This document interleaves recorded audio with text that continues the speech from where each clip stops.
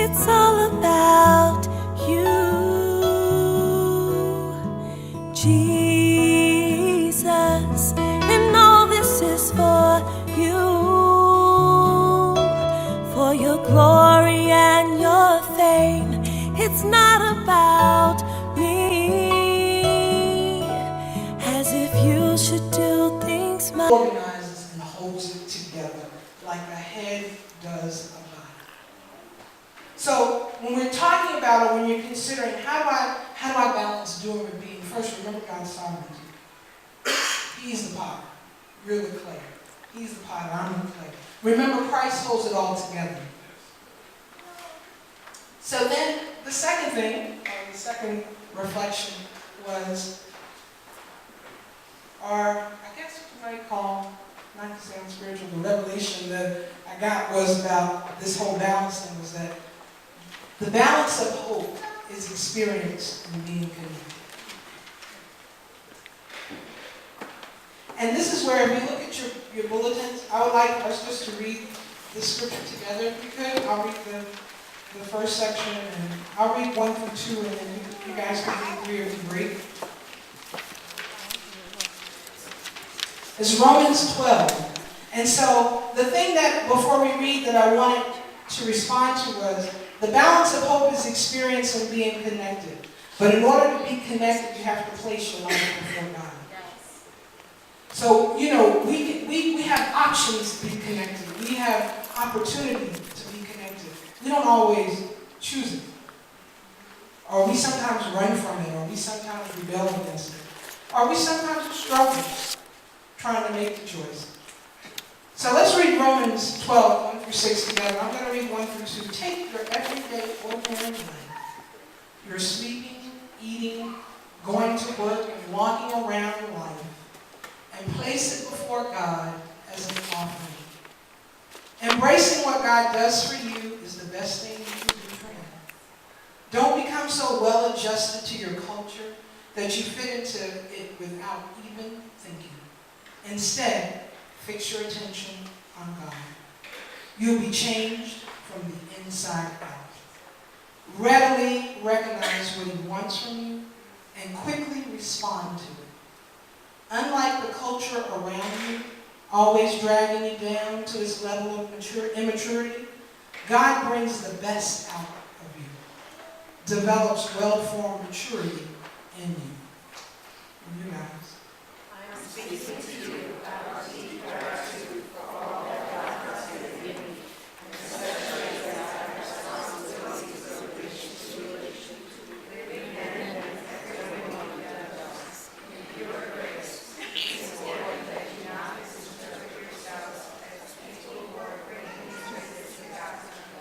No, God brings it all to you. We have a way to understand ourselves by what God is and by what He does for us, not by what we are and what we do for Him. We're like the various parts of the human body.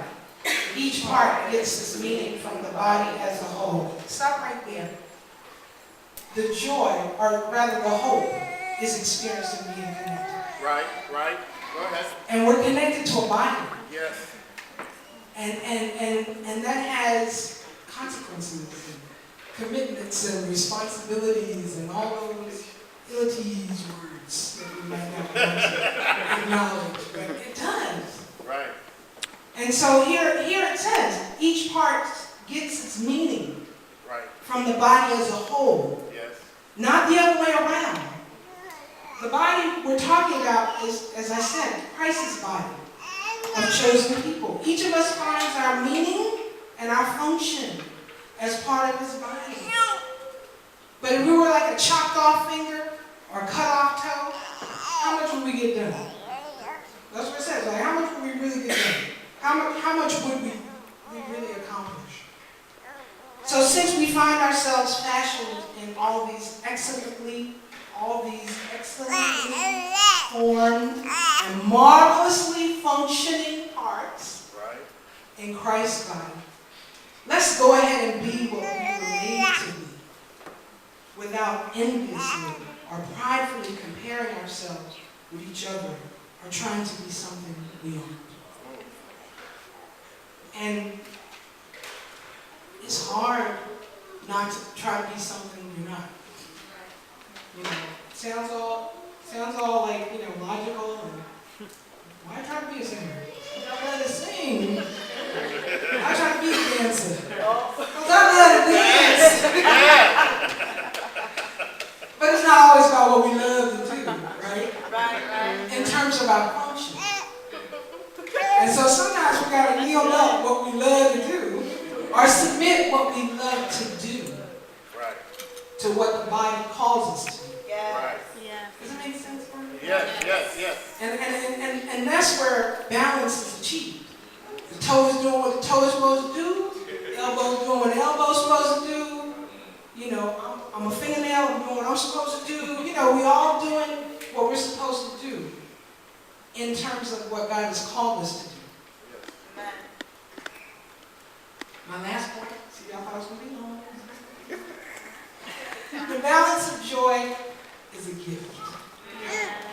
You can't accomplish it. You can't pay for it.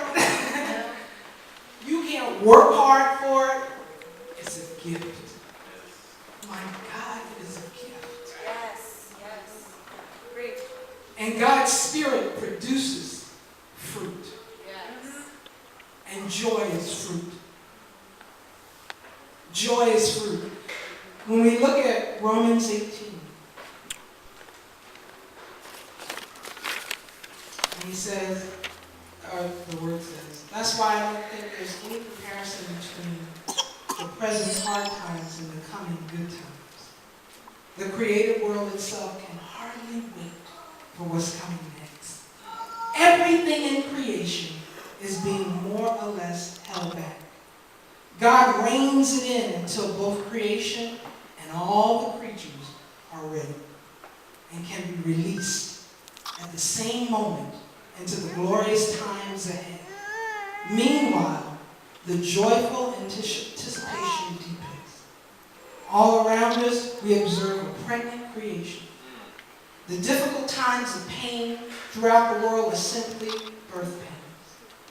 But it's not only around us, it's within us. The Spirit of God is arousing us within. We're also feeling the birth pains.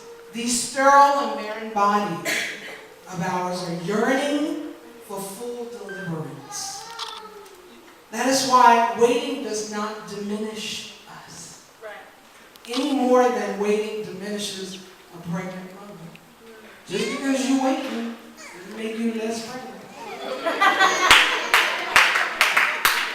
Does it? Actually, the opposite happens, right? We are enlarged in the waiting. Yes. So if a woman can be enlarged in the waiting, and I know men work with me, but if a woman can be enlarged, you've witnessed pregnant women, right? You've seen it. If a woman can be enlarged in her waiting, can we not be enlarged in our waiting? So what? You don't have it all together right this second. So what? You don't feel balance yet. So what? It's not you that's achieving the balance. It's God achieving the balance in you. And using you to achieve balance in the body. So you got to be used and you got to be yielded and surrendered. Yes. And then the last thing, but what happens when we live God's way? We bring gifts, He brings gifts into our lives, much the same way that fruit appears in an orchard. Things like affection for others, exuberance about life, serenity.